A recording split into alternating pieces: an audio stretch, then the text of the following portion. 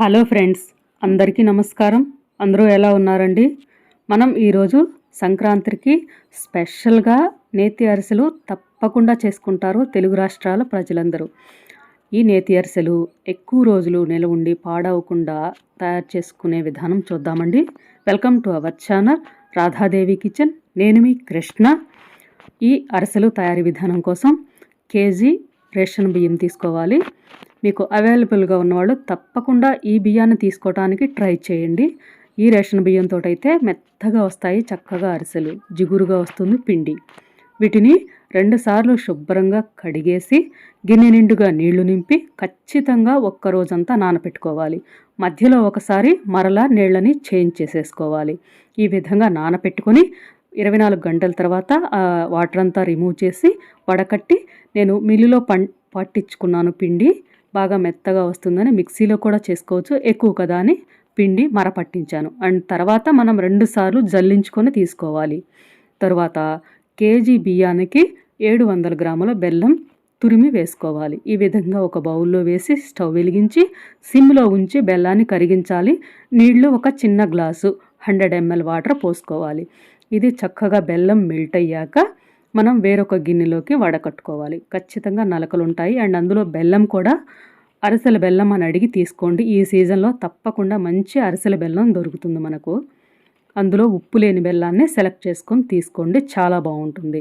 తర్వాత చూడండి, ఇలా కాస్త మందపాటి గిన్నెలోకి దీన్ని వడకట్టి తీసుకోవాలి.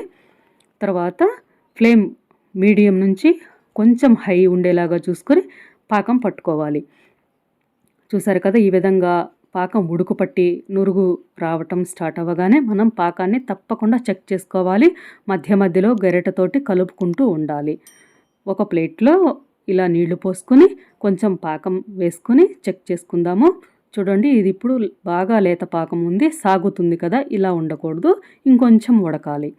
ఇంకొక 3 నుంచి 4 నిమిషాల పాటు ఉడికిన తర్వాత చూడండి, మనం ఇలా గరిట పైకి తీసినప్పుడు అక్కడే స్టిక్ అవుతుంది కదా, అలాగా తెలిసిపోతుంది.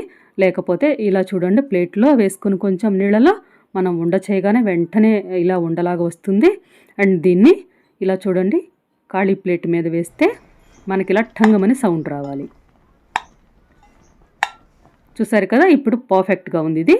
ఇప్పుడు వెంటనే మనం పొయ్యి మీదైనా మీరు పాకం పిండి కలుపుకోగలిగితే కలుపుకోవచ్చు, లేదా ఫ్లేమ్ ఆఫ్ చేసేసి ఇలా గిన్నెని నేల మీద పెట్టేసుకొని 3 స్పూన్ల నెయ్యిని వేసుకోవాలి. దీన్ని చక్కగా మిక్స్ చేసేసేయాలి. ఆ తరువాత మనం జల్లించి పెట్టుకున్న పిండిని కొంచెం కొంచెంగా వేసుకుంటూ మిక్స్ చేసుకోవాలి. మీరు ఇంట్లో ఇంకొకళ్ళు ఉంటే వాళ్ళ హెల్ప్ తీసుకొని చేస్తే బాగుంటుంది, లేకపోతే మీరు ఒక్కళ్ళైనా కూడా చెయ్యొచ్చు. చూడండి, నేను వీడియోలో చూపిస్తున్న విధంగా ఒక చేతికి నిండుగా పిండిని వేసేసి పాకంలో ఆ పిండిని చక్కగా ముందు అదంతా మిక్స్ అయ్యే వరకు మిక్స్ చేసి తర్వాత గుప్పిడి వేసుకోవాలి. అలాగే ఒక 5-6 యాలకల్ని మెత్తగా పౌడర్ చేసి వేసుకోవాలి. చూసారు కదా, ఇలా ముందు చేతికి నిండుగా వచ్చేలాగా పిండిని వేసేసి మిక్స్ చేసేసేయండి. కాస్త చిక్కదనం స్టార్ట్ అయిన తర్వాత కొంచెం కొంచెంగా వేసుకుంటూ మిక్స్ చేసుకోవాలి. ఇక్కడే మనకి ఈ అరిసెలు బాగా వచ్చే ప్రాసెస్ ఉంటుంది. దీన్ని చక్కగా మిక్స్ చేయాలి. ఎంత బాగా మిక్స్ చేసుకుంటే అంత బాగా వస్తాయి మనకి అరిసెలు. చూసారు కదా, ఇలా బాగా ఇప్పుడు కొంచెం థిక్నెస్ స్టార్ట్ అయింది కదా. అండ్ అందులో మనం కలుపుకునేటప్పుడు కూడా అడుగు నుంచి చక్కగా కలిసేలాగా మిక్స్ చేసుకోవాలి. చూడండి, ఇప్పుడు మనం పిండిని కొంచెం తగ్గించి వేసుకుంటూ కలుపుకోవాలి. అలాగే అంచులకున్న పిండినంతా ఇలా స్క్రాప్ చేసేసుకుంటూ మిక్స్ చేసుకోవాలి. ఈ విధంగా చక్కగా మిక్స్ చేసేసుకోవాలి. చూసారు కదా, ఇంకొంచెం పిండి పడుతుంది. లాస్ట్లోకి వచ్చేటప్పటికి కూడా ఇంకా తగ్గించి వేసుకొని మిక్స్ చేసుకోవాలి. అండ్ అందులో కూడా కాస్త ఫాస్ట్గా మిక్స్ చేయడానికి ట్రై చేయండి. చూసారు కదా, ఈ విధంగా ఇంత పిండి పడుతుంది. ఎప్పుడూ కూడాను పిండిని కాస్త ఎక్కువ ఉండేలాగా పట్టించుకోండి, సరిపోతుంది. మనం కేజీ బియ్యం నానపెట్టుకుంటే ఇంకొక చిన్న గ్లాసుని ఎక్కువ నానపెట్టుకోండి, సరిపోతుంది. ఇప్పుడు ఇది సరిపోయింది. చూసారు కదా, నాకు కొంచెం పిండి మిగిలింది. ఇప్పుడు తర్వాత స్పూన్ తోటి గరిటెకున్నదంతా పిండినంతా ఒక చోటకి చేర్చేసి గిన్నె అంచులుకున్నది కూడా చక్కగా ఒక చోటకి చేర్చేసుకోవాలి. ఆ తర్వాత మరలా కొద్దిగా పైన కూడా 2 స్పూన్ల నెయ్యిని వేసుకుని ఇలా స్ప్రెడ్ చేసేసేయాలి. తర్వాత దీన్ని మూత పెట్టేసి పక్కన పెట్టేసుకోవాలి. కొంచెం సేపు మనం నూనె అవన్నీ సెట్ చేసుకునేటప్పటికి కొంచెం పిండి ఆరుతుంది. చూసారు కదా, కొంచెం సేపటి తర్వాత ఇది చక్కగా చల్లారింది. మనం చేతితో తాకగలిగినంత గోరువెచ్చగా ఉండేలాగా ఆరనివ్వాలి అంతసేపు. చూసారు కదా, ఇప్పుడు ఇది మీద మనం బాల్ చేస్తే చూడండి ఎంత చక్కగా వచ్చేసిందో. ఈ విధంగా ఒక ప్లాస్టిక్ పేపర్ మీద కొంచెం నెయ్యిని అప్లై చేసేసుకొని ఈ విధంగా తయారు చేసుకొని పెట్టుకోవాలి. మనం ఒక్కళ్ళైనా కూడా మీరు పర్ఫెక్ట్గా చేసేస్తారు ఇలా చేశారంటే. ఒక 2 ముందు తయారు చేసి పెట్టేసుకోండి సరిపోతుంది, మరీ ఎక్కువ చేసేసి పెట్టుకోకుండా. అలాగే పిండి మీద ఎప్పటికప్పుడు మూత పెట్టేసుకోవాలి ఆరిపోకుండా. తరువాత మనం ఒకసారి ఒక ప్లేట్ని అలాగే అరిసెలని ఇలా ఎక్సెస్ ఆయిల్ పోవటానికి ఇలాంటి పీటలు ఉంటాయి, వీటిని ముందే సెట్ చేసి పెట్టుకోవాలి. ఇప్పుడు అవి లేని వాళ్ళు ఒక బాక్స్ మూతని ఇలా బోర్లించి పెట్టుకొని దాన్ని ఒక డబ్బా ఇలాంటి దాన్ని తీసుకొని దీంతో కూడా చేయొచ్చు, ఇలా కూడా తయారు చేసుకోవచ్చు, ఎక్సెస్ ఆయిల్ని రిమూవ్ చేయొచ్చు. ఇప్పుడు నేను ఈ పీటను సెట్ చేసి పెట్టాను ఈ విధంగా.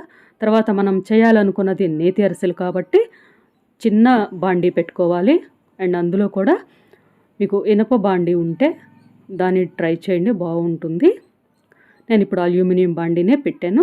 అండ్ అలాగే నెయ్యి కూడా ఎక్కువ పోసేసుకోకుండా తగు మాత్రమే వేసుకోవాలి.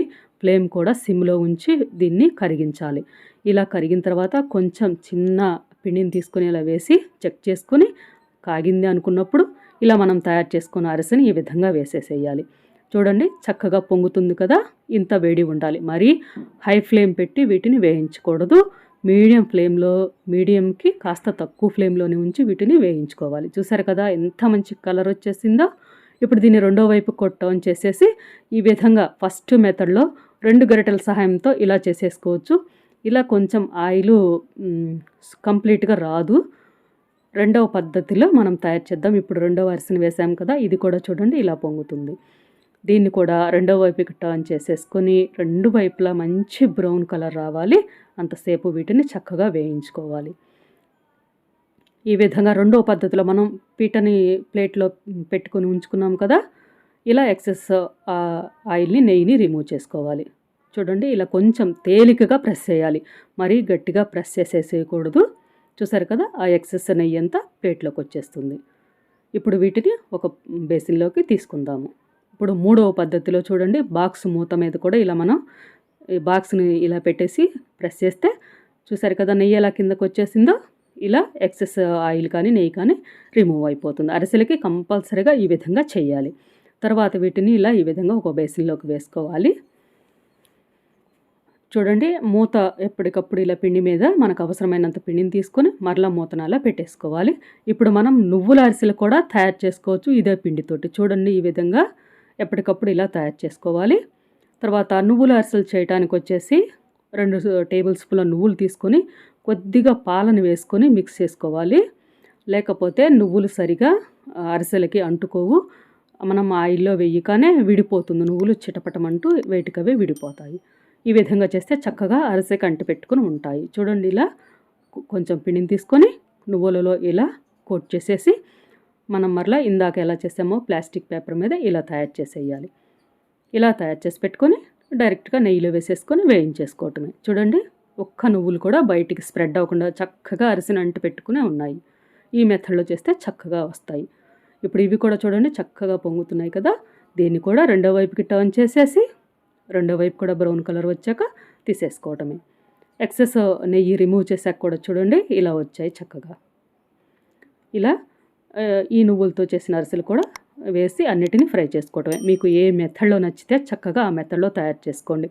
నువ్వులు పాకంలో కూడా చేసుకోవచ్చు. అయితే మనకి ఇలా కంటికి కనిపించవు, మనం అలా పాకంలో వేసామంటే. మీకు అలా ఇష్టమైతే అలా కూడా చేసుకోండి, చాలా బాగుంటాయి. ఇలా నువ్వులు కోట్ చేసి వేసుకుంటే మంచి మన కంటికి కనిపిస్తాయి చక్కగా. ఇలా చూడండి వీటిని కూడా ఇలా తయారు చేసేసుకోవాలి. చూసారు కదా ఎంత సింపుల్గా ఒక్కళ్ళే చేస్తున్నా కూడా సూపర్గా ఎలాంటి టెన్షన్ లేకుండా మీరు ఇలా ఈ పద్ధతిలో తయారు చేసేసేయండి. బెస్ట్ అరిసెలు మీరే చేస్తారు ఈ సంక్రాంతికి. చూడండి ఎలా పొంగుతుందో, ఎంత చక్కగా పొంగాయో. ఇలా ఫ్లేమ్ సిమ్లోనే ఉంచి చక్కగా సిమ్కి కొంచెం ఎక్కువ ఉంచి వీటిని వేయించుకోవాలి. నెయ్యి కూడా మాడిపోయేలాగా హై ఫ్లేమ్ పెట్టకుండా ఎక్కువ పోసేసుకోకుండా సింపుల్గా ఇలా ఒక 5-6 అరిసెలు వేసిన తర్వాత మరలా కొంచెం నెయ్యిని యాడ్ చేసుకోండి. ఇలా తయారు చేసుకోవాలి. అప్పుడు ఎక్కువ వేస్ట్ అవ్వకుండా ఉంటుంది. అన్ని అరిసెలు ఒకే కలర్లో వస్తాయి అలా తయారు చేశారంటే. చూసారు కదా, ఇలా తయారు చేసుకోవాలి. అండ్ అందులో వీటిని ఆరపెట్టుకోవటం కూడా చాలా పద్ధతులు ఉంటాయండి. వరిగడ్డి దొరికితే వరిగడ్డి మీద ఆరపెట్టుకుంటే టేస్ట్ ఇంకా చాలా బాగుంటుంది. లేదా ఒక బేసిన్ ప్లేట్ లాంటి దాంట్లో పెట్టి కూడా చల్లారబెట్టచ్చు. లేదా ఇలా రైస్ గోతాలు ఉంటాయి కదా, వాటి మీద కూడా ఇలా స్ప్రెడ్ చేసేసుకోవచ్చు. ఒక వాయిని ఆరపెట్టి వాటిని పక్కకు జరిపి ఇంకొక వాయిని ఈ విధంగా ఆరపెట్టుకోవాలి. ఇలా అన్నిటినీ కంప్లీట్గా ఆరిన తర్వాతనే మనం స్టోర్ చేసుకోవాలి. చూసారు కదా, అన్నీ ఒకే కలర్లో ఎంత చక్కగా వచ్చాయో. ఒక్కళ్ళే తయారు చేసినా కూడా చూడండి, నేను తీసుకున్న కేజీ బియ్యానికి ఇన్ని అరిసెలు తయారైపోయాయి. కలర్ చూసారు కదా, మీకు కూడా నచ్చింది కదా, తప్పకుండా నచ్చుతుంది. మీరు కూడా ఇలా ట్రై చేయండి. ట్రై చేసి మీకు ఎలా కుదిరిందో మీ ఫీడ్బ్యాక్ నాకు తప్పకుండా కామెంట్ రూపంలో చెప్పండి. అలాగే ఛానల్ని సబ్స్క్రైబ్ చేసుకోండి.